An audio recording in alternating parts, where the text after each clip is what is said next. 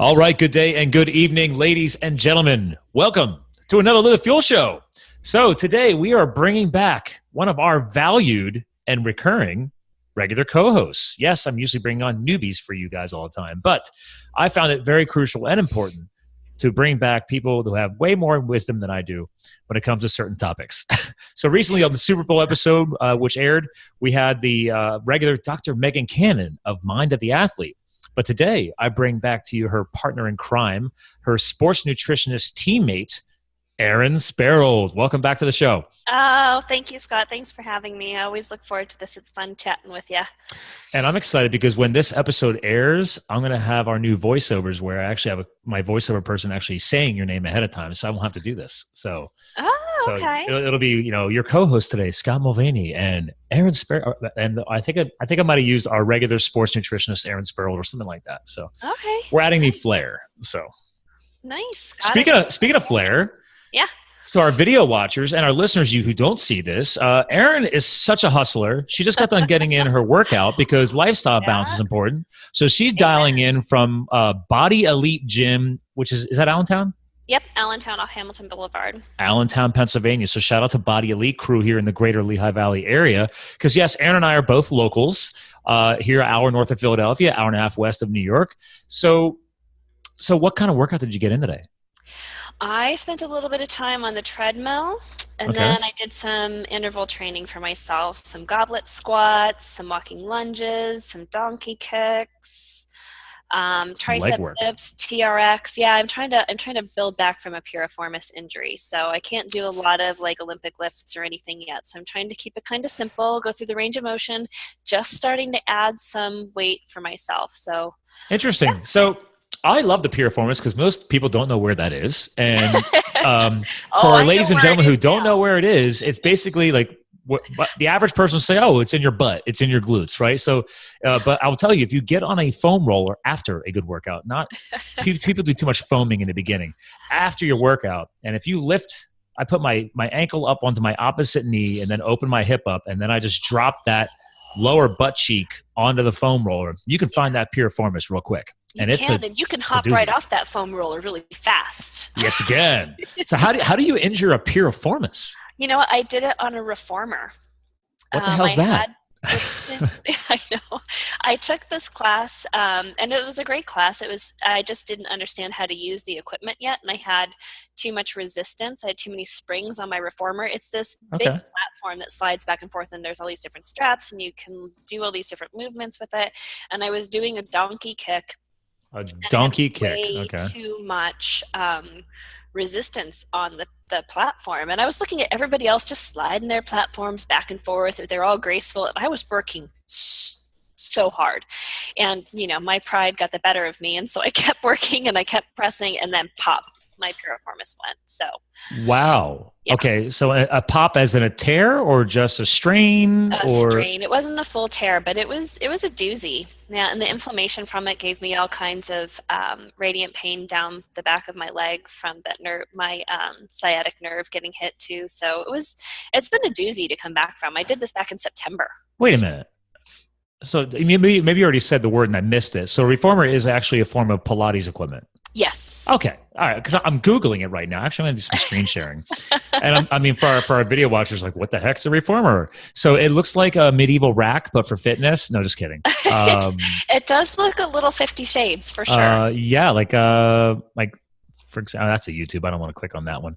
But there's some of these positions that you could get into are unique. So interesting thing about reformers, I did try one once. I just didn't know what it was called.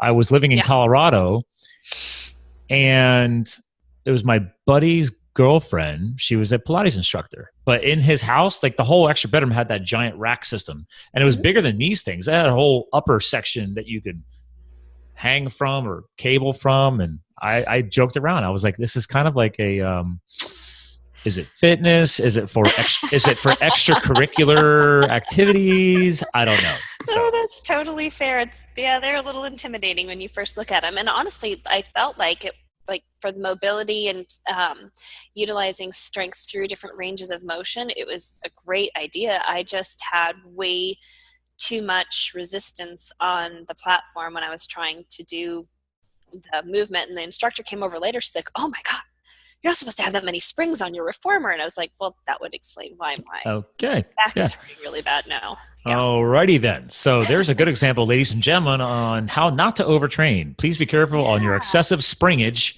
on your reformer. Yes, and when in doubt in a new class, ask the instructor. Don't assume you can figure it out on your own. It goes back to the importance of respecting really good trainers, coaches, or people that are guiding you, as in you, sports nutritionist. Hello, I'm going to tie right back. Nice that's segue. why we like having you back. Yeah, I see, I'm working on it. See, well, you know why I'm doing that? Because I just listened last night again to Megan's episode when we did the Super Bowl episode on anxiety. And we had just kicked it off, and you know how it goes. We start getting all these side conversations, and she brought us right back, and it was a beautiful segue. And I was like, dude, nailed it. So so I'm channeling my Dr. Megan. But the interesting thing, you joked around about how people look at the reformer, they might be afraid of it. And that kind of ties back to our past episode with Megan on anxiety and people having anxiety, getting into things they're not used to, right? Getting out of your comfort zone. Yeah. And I was wondering if you had a theme for today, but I was already thinking about that. I'm like, anxiety regarding a reformer, but now anxiety about working with improving your nutrition. I don't know. I'm sure there's a tie together there, right? Oh, huge. Yeah. Huge. I mean, do you have a better topic than that? That's a good one. No, let's go for it. Awesome. So what's the deal, man? Why do we have anxiety over food? Oh my gosh, Scott, that's a really deep, awesome question. We have such intense emotional relationships with our food that start from such a young age. They can be positive, they can be negative. And when you have somebody like me come into your life, people get very territorial over those relationships, and it's difficult to let go of them. So there can be a lot of anxiety. And then there's a culture too. You know, you see practitioners that are out there that are not respectful of that anxiety, and they try and force a paradigm on you that you're not psychologically ready to really adapt to. So I think I've talked with you about this before. I like to think of things with my clients on a continuum. So, you know, you may have like worst case scenario diet over here and best case scenario diet over here, on one end of the continuum. And trying to get to know your client in the first couple of appointments so that you know where they are on that continuum and you can meet them where they're at and understand their readiness to change, so that you don't overwhelm them or intimidate them or trigger that anxiety, and help walk them through comfortable steps to start making some changes. I think is hugely important. Hugely important. Well, I think that's why you and Megan, I think, work together so much. I remember when we were doing our past episodes last year, you guys had a project together, and I think that's the balance of psychology and the food side, right? Is that what are we doing to wrap our heads around what I just heard from you? Is it's not just the new food; it's actually the psychological holding on to our pasts that we don't realize we're doing. Because like I was telling people how you'll get a kick out of this. I just had a recording session with Dr. Sean Baker, physician from the West Coast. Okay. And get this, he has been on a meat-only test run for 14 months straight. Wow. This guy is jacked. He's 51 years old. He just did a 500-meter row at 1 minute and 13. Okay. I'm like, okay, the guy's fit. But anyway, so he's branding himself as a carnivore training system and everything else. So I mentioned that to somebody today, and they were like, you're going to die of a heart attack. And I'm like, well, he's testing that right now to see if that's true. He's been going fine for 14 months. His cholesterol is great. His blood's great. He's got hundreds of other people in this test. He even has a website. They're tracking all the data called like N equals something. Like he's very serious about this. Okay. And they're doing all the testing and the monitoring and everything. So I'm very impressed by that. But I'm not really promoting him. I'm just saying, I just think it's funny that when you mention something new that could be possibly healthy or not, the immediate response almost always is like, oh, I can never do that. Right? There's it's that initial block. And then if they are starting to consider it, then I think the anxiety kicks in, because then it's like, oh my God, what if I can't do it? Or what if I start doing it and then I don't like it? Or I don't like spinach for some reason. Like, I mean, come on, it's spinach. Saute it with some butter, you're good to go. Yeah, then we explore other greens. You know, I think one of the things that becomes really important is that's an extreme example right there. Like you just Very brought up extreme. something that's an extreme example. And I think very often people expect themselves to go from that, 60 miles an hour to 180 miles an hour overnight. And what you're that's just not the case for most people. And that diet wouldn't be good for everybody, because some people don't process proteins the same way. Their liver doesn't process proteins the same way. We're all a little bit different. So maybe some people really can't do that, but also to use something like that that's a kind of an opposite end of the spectrum extreme example, that's where people kind of emotionally try and push themselves to, and they take on this idea of, oh, I need to eat healthier. So they take on this idea that it has to be something Massive, really extreme and massive, instead of making consistent, regular, attainable changes to their lifestyle.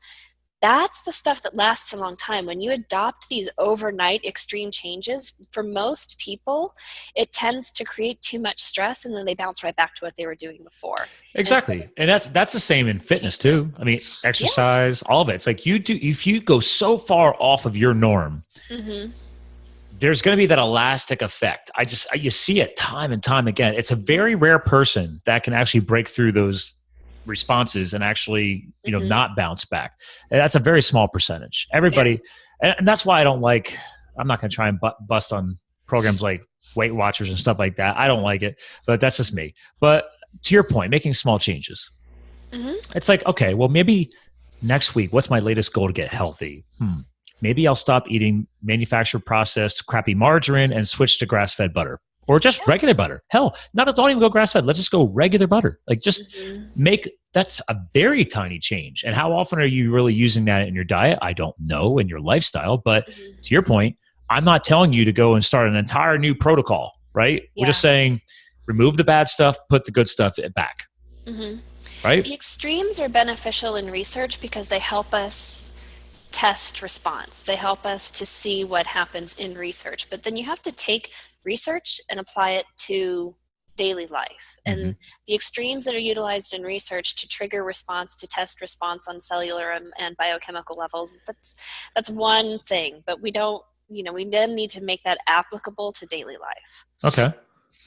So when you help clients get applicable, right? Because I mean, not everybody's going to be working with you one-on-one, right? There's going to be listeners out here that are going to tune into this episode and they're excited to get maybe some free knowledge from an experienced sports nutritionist. So, and thank you for listeners for tuning in for that, because Erin appreciates it. Absolutely. But because in the end, that's part of your mission. You're trying to help people get healthier and wrap their heads around what we're discussing right now. Like, get over the anxiety, make smarter decisions slower, right? Allow the change to happen. Allow your body to adapt. We talk about that too. Like people think, oh my God, I lost all this weight in the first month, but then I've leveled out over the next 30, 60 days. I'm like, well, yeah, because your body's probably reprogramming itself to that new body type. I've seen this. I've done a lot of body transformations for people. And like, somebody drops 100 pounds over 6 months, there's been a lot of hormonal realignment and cellular reprogramming going on in there, man. Metabolic flexibility happening. Yeah. So when people are hearing all of this, I mean, what are some of your common discussions that you've kind of talked about when you hear people bring up that anxiety piece or that change concern? Well, that's a great question, because I work with so many young athletes, and what I do, I work with Lehigh Wrestling and Lafayette Soccer, and so I've got these young adolescent, young adult athletes, and that anxiety is kind of there. So one of the things that I do is I empower them with as many choices as possible. I feel like people need to feel ownership over the process. Not that they're giving me the process to run for them, but that I'm helping guide them through their own process. So one of the things I really like to do with that when I'm approaching my clients is I tell them, you're going to make your food lists. And they do. I take my clients through a process where they build up their own food lists. They choose the proteins that they're willing to eat. They choose the vegetables that they're willing to eat, the fruits that they're willing to eat, the complex carbohydrates that they're willing to eat. Now, and then from there, I help them use those food lists to build their meal planning. And that's phase one. So I want to pause on the food list thing, because some people might be hearing this and never heard of a food list, right? Okay. So, I mean, you're simply saying, listen, guys, let's look at where you were before. I'm sure you've already done that with them. And now you're asking them to say, listen, let's go through what your okay with today? Like, what are you comfortable with consuming? And you're telling them to write out what, like a weekly game plan, or are you just about a shopping list? I'm talking about a food list, a list of foods that they're willing to build their meals from and their snacks Okay. from. So after they've built the lists, I then take them through the process of understanding how to pull from the different parts of the list to build the appropriate meals depending on where they are in their sport periodization and their training goals, or for Mhm. my regular clients, their weight loss and fitness goals. That diffuses a lot of the tension because they get to choose. I have one wrestler that, told me, well, the only vegetable I'm going to eat is green beans. And I was like, well, you're going to be eating a lot of green beans. And he's like, I'm totally okay with that. Are you sure? Okay. But now, because I've kind of gave him power and control, he's actually expanded his lists. So I think if you start out with your clients, meeting them where they're at, getting them comfortable, getting some of their biochemistry realigned, their blood sugar, their insulin response sort of realigned, getting them fueled better, getting them feeling better, and then they're motivated, then they're buying into the process. And then you can start to say, let's test that comfort zone a little bit. Let's start trying some new foods. Let's start building in some different things. Let me help you learn how to prepare these foods in a way that maybe is more palatable. And then we can kind of start to grow from there. But you've got to start with that foundation. Or you're just going to lose them in the process, and they're not going to own the process either. Well, it's funny you brought up, so just for fun, while you were telling us all this, I decided to search for your name and food lists. And I don't mind plugging other shows, but obviously you've been on Heads and Tails. Yep. And their blog content right here, under your section for looking for red flags, you look for restrictive consumption, short list of foods they eat, sense of anxiety to eat certain foods. So clearly, this is not something you are holding back. You talk about this a lot. I mean, this is something so would you say this is some of the fundamentals behind everything you guys do? Like this, would you say that food list is definitely a piece of success? Oh, 100%. Okay. Because they're creating their own lists. So right there from the get-go, right out of the gate, they're owning their own process. They get to choose the foods that go on that list. Of course, as a nutritionist, my end goal is to help them expand that. But especially with the adolescent athletes that I work with, and even some adults, if you come in and say you have to eat all these foods, they're going to pull back from it. Yeah.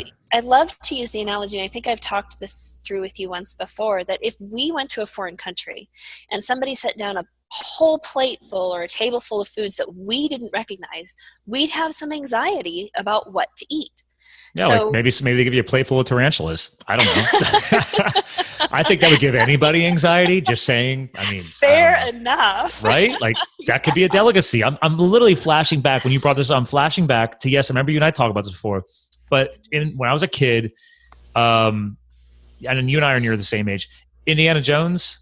Oh yeah. Remember all the crazy stuff that they had on that banquet table? Yeah, it's like, okay, could be a delicacy in another country. You stick a monkey brain in front of me, I might be a little anxiety. Yeah. Exactly. So when you're dealing with people who've never seen or tasted or touched or worked with any of these foods before, some people are foodies and they're going to dive in, they're going to be excited to try stuff. But most people have very limited exposure to some of these foods. And if you put it in front of them, they're going to feel a little uncomfortable about it at first. So one of the other things I like to do with dealing with that anxiety, especially with younger clients and even with older clients, is making sure that when they sit down for a meal, there are foods there that are on their food lists that they're comfortable with, that they know they're going to eat and they're going to be okay. They're not going to sit down for an entire meal of unfamiliar foods and be overwhelmed by it. But then I encourage them to put something new on the table, just one thing new, and give it a try. You know you've got all these other foods you're willing to eat, so you're not going to go hungry, but just give it a try. And so you're looking for slowly building new comfort zones, right? You're not overwhelming them with too much change. Exactly. Okay. And I tell them too, I'm like, you know what, fair enough. You may try something and right out the gate, know you hate it and you never want to eat it again. And that's totally fair. But I also try and advise them, like, just because something is new and different doesn't mean it tastes bad or unappealing. It's just new and different. So if you taste it and it's not completely off-putting from the get-go, keep trying it. Build your palate, and you may find that over time you actually really like it. In fact, I just met with an athlete earlier today who's added a couple more vegetables to his list through this, because he's like, yeah, I'm really finding that I actually like broccoli now. I'm like, great, just keep trying things. You don't have to super duper love it, it's your new favorite food, but you might find that it's not completely miserable and enjoyable. Well, it's interesting you bring up palate change because again, not everybody's into cleansing and fasting and getting your body to a deep level of its natural detoxification process. But I've gone through this, right? I've talked about it before. And I remember until I went through a detox, and again, as I just hinted, detoxing is natural, ladies and gentlemen. If your body is in a healthy state, it actually is always detoxing, but you could take it to deeper levels. And after that, I never really noticed a palate change until that. Like the first time I went through that, it was just 2010. All of a sudden, like a vitamin supplement that I was drinking before tasted completely different 2 weeks later. And it was actually more palatable. And I realized that, and I started doing more research because I geek out like that. And maybe you could talk to some of this, but depending on how much toxicity is built up in your body, or we'll just translate it to being unhealthy, there's things that are being filtered or blocked that we don't know about. And I don't know if I awakened new taste buds or those taste buds were just able to be in a healthier state of sensitivity, so things just change differently. But I could tell you, man, going through that detox and pushing toxins out of my body, things totally tasted different afterwards. It was very interesting.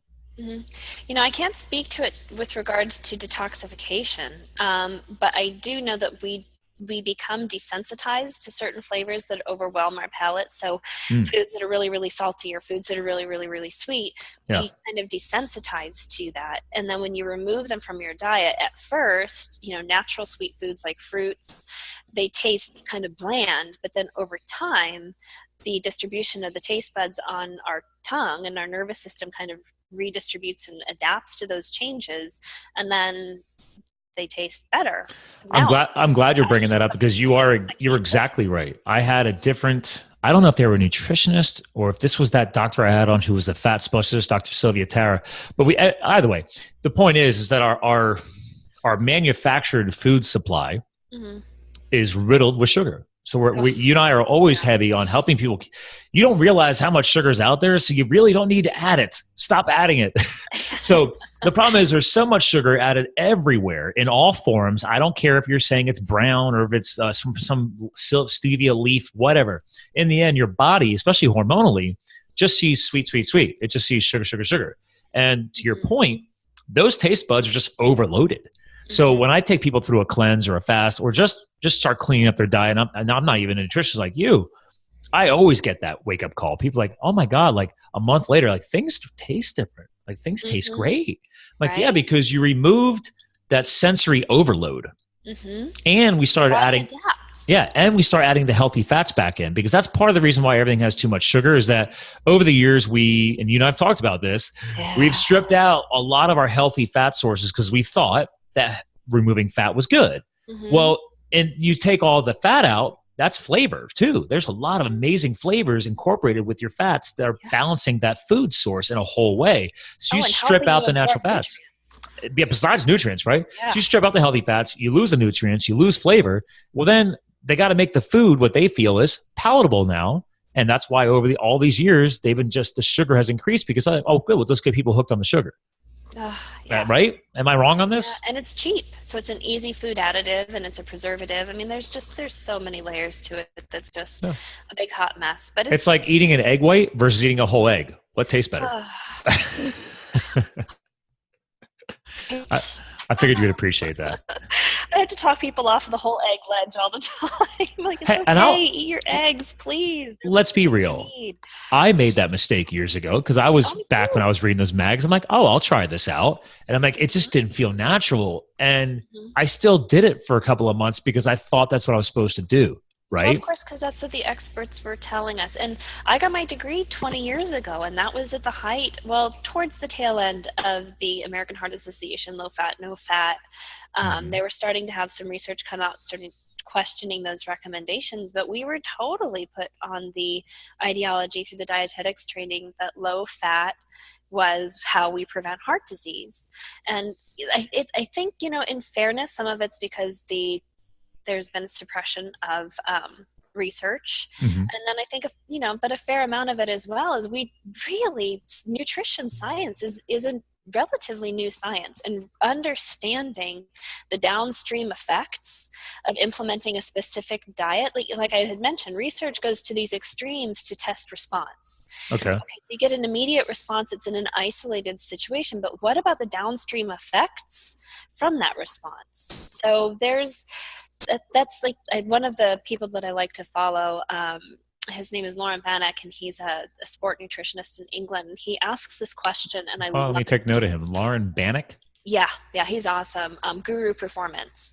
I think I tagged you on one of his podcasts. You'd like him. I think you did actually, not too long ago. Yeah. Yeah, I just couldn't remember his name. Yeah, he addresses this. He's a PhD, so he gets the research end of things way better than I do.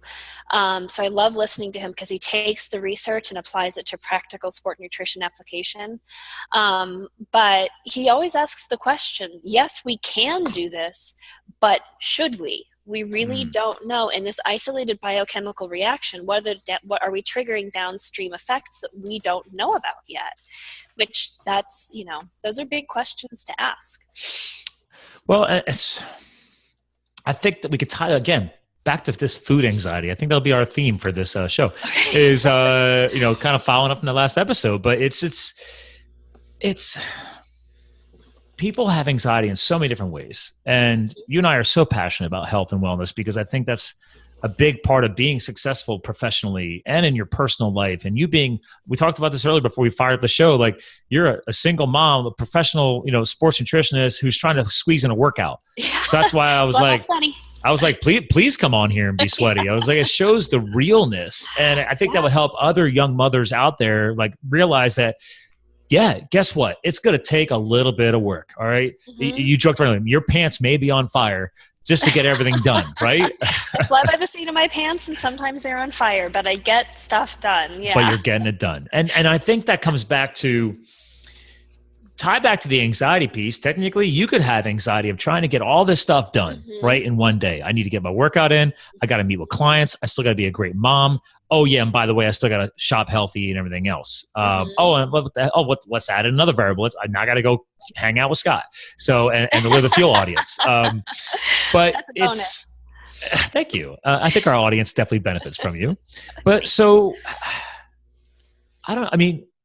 is it all come down to the baby steps? Is that what I'm getting out of all this?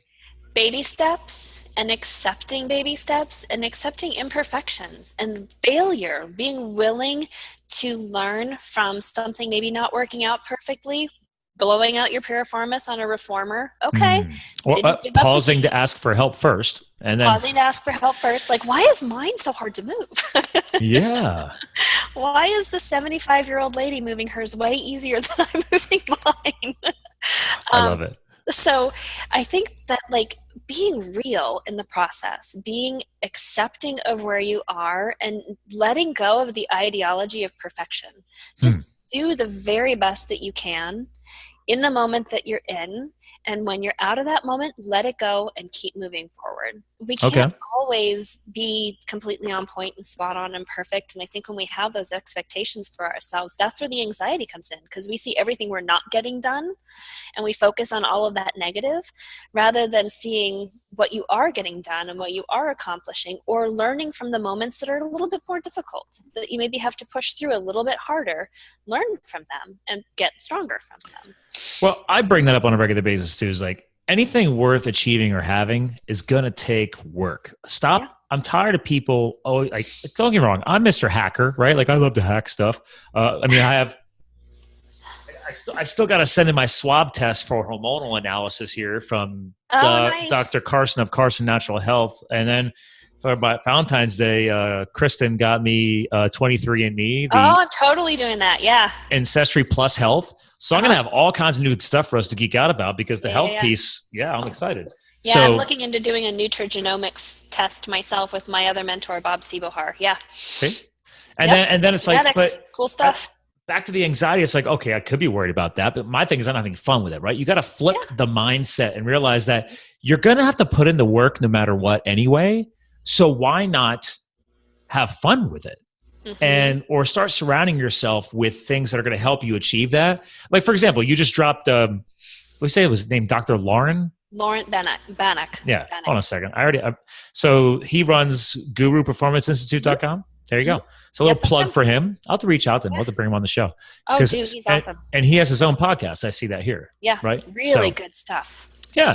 So like, there you go. I just learned something new today. Now, do I have to go listen to his show? No. Do I get bored? Yes. So I'm going to say, great. I'm literally going to subscribe to his show right now. Ladies and gentlemen, it's happening live on video. Thanks to Erin. I get to find something else new. I promise you're going to love it. Yeah. But this is what we're talking about, right? Instead of having anxiety, flip the switch and say, okay, what can I do to have fun with this? And maybe you don't make any changes. Like what I'm doing right now, you could do that. You could say, great, I'm going to go listen to a new podcast. Maybe it's not Scott and Erin. Maybe it's going to take this doc on Guru Performance to get through to you.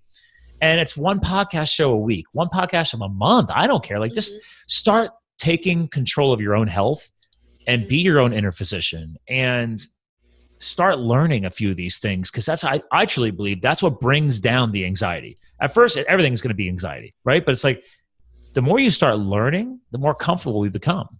It's like you with the food list. Yeah. This makes me think of, I had this really amazing math teacher when I was in high school.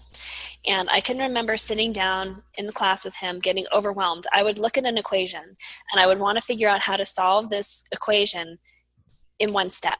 And he would say, no, stop, take a step back. What can you do right now? What do you see that you can do?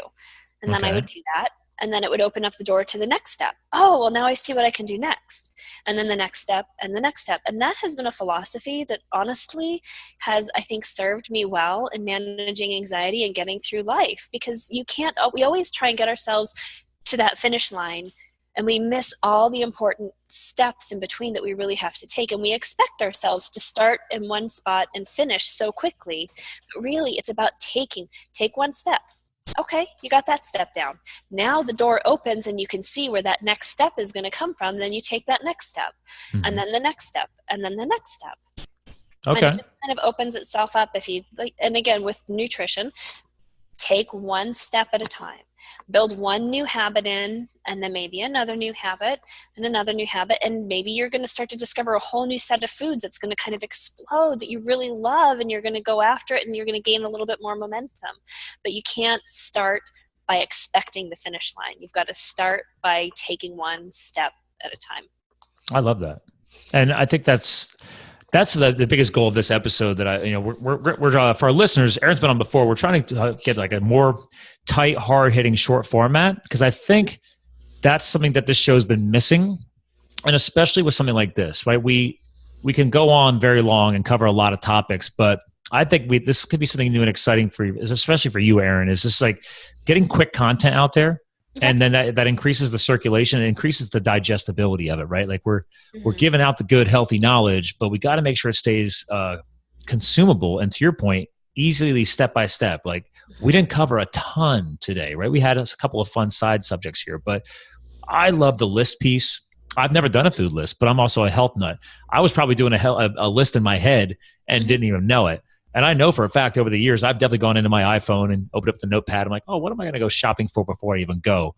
And I put a couple of goal items on there. So, and I'm adventurous. I'll try new things. I don't know about monkey brains yet, but monkey brains are tarantulas. I'm going to draw a line. Healthy boundaries are also really important in managing anxiety. Yes.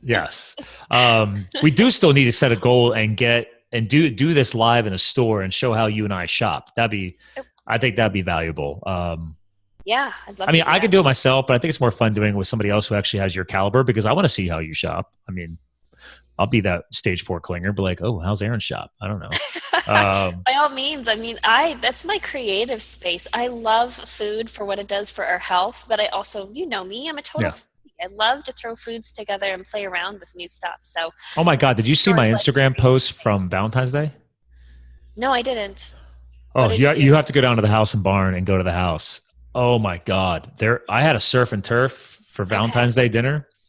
They, I don't know how they did it. They did like the little spiralized sweet potato, Oh, okay. wrapped those little tiny strings tightly around shrimp, and then served it in a bed of pureed cauliflower, butter, and what's up? Not pork, pork belly, diced up pork belly. Oh my That was the God. appetizer. I was like, what? This is amazing. And then Where is this? the house and barn in Emmaus. Oh, I'm all over that. Yeah, the house is the house, and then the barn is a separate restaurant behind it. Like the barn's more casual, sports bar, stuff like that. We went and Okay. did a big yoga event there in their yard with a bunch of CrossFits and Lululemon and stuff. But the Okay. house is like the nicer place, and we had never dined there. And then I had a fillet with the lobster tail, and they served that over these beautiful organic carrots. And I told them to hold the risotto because I'm not a risotto guy. So it's just meat and veggies, and it's just the flavors were amazing. Insane. So I'm now, everybody who's listening to this episode gets to get all hungry now. I was just trying to drink my UCAN and Orgain to give me some fuel, and that sounds way better than my Orgain. I'm starving now because it is literally, as we record this, I'm going to be real, you ladies and gentlemen. I woke up this morning at 6 a.m., was at the Starbucks by 6:30. So before I left, I wanted to extend my fasted state because I've been experimenting with this a lot lately. So it's like, all right, I'm going to I did a shot of olive oil before I left the house because that's what I do these days. I like a little dose of healthy fats, took some of my vitamins, and then chugged a huge bottle of water, and then went to the Starbucks and I got like a fatty latte because I like my fats. And then I still have not eaten. It's 2:00. And then I went to CrossFit and then did some strength training with Rob over at SYR CrossFit, did some clean and jerk work, stuff like that. And then picked up my new trophy. Did you see I won? I don't. Oh, I see a trophy back there by your hat. Yeah. So, do you know how they have their crush competition every year at SYR? Okay. So I don't know much about that, but go ahead. Well, they have an internal competition. Okay. Kind of like a warm-up to get people ready for the CrossFit Open. Okay. So every week for 5 weeks, he releases a new workout that everybody has to complete if you're competing in the crush. So I won first place, men's 40 plus. I beat out 9 other athletes. So nice, Scott. I was That's like, awesome. yeah, I was like, thank you. So apparently they gave out the trophies like on Monday, and I've been busy all week. So I'm like, oh, I'll get in there when I get in there.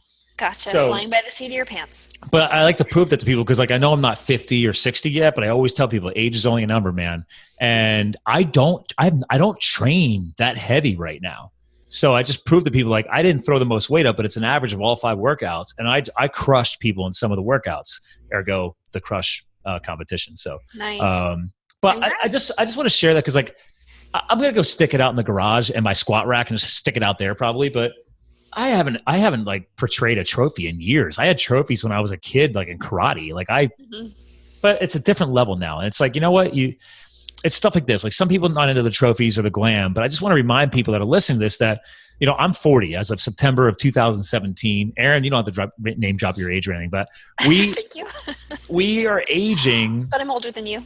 Right. So, but we're aging in a great way because we're taking the time to commit to our nutrition and how we fuel the body.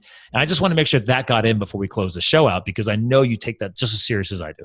Oh, 100%. I wouldn't be able to keep going and live the life that I'm living. I absolutely 100% prioritize getting my healthy fueling in and my exercise, and I wouldn't be able to keep everything else going if I didn't. In all honesty, it just is easier to manage. You have getting people to understand, because I totally understand tight timelines and tight time commitments, that when you aren't doing these things, you look at the time and you think, gosh, I just don't have the time. But as soon as you start making the time to do it, it pays you back in dividends.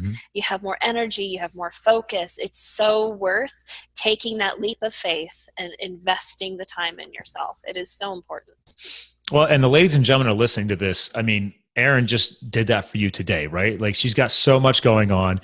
I'm going to keep her committed to this short segment. So I let her get back to her life. We're at like a 40-minute window of the episode. This is exciting because I don't think we've ever done that.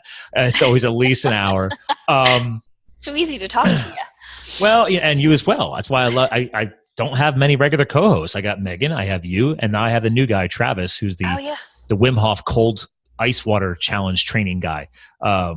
Oof. Yeah, he follows the Wim Hof method. Like those guys like go hiking in just boxer shorts and hiking boots. Like they're just No, thank you. and This Arizona girl likes her heat. Yeah, no, they like if you ever Google Wim Hof, like they do like yoga positions on glaciers and stuff. It's crazy. So anyway, good for him.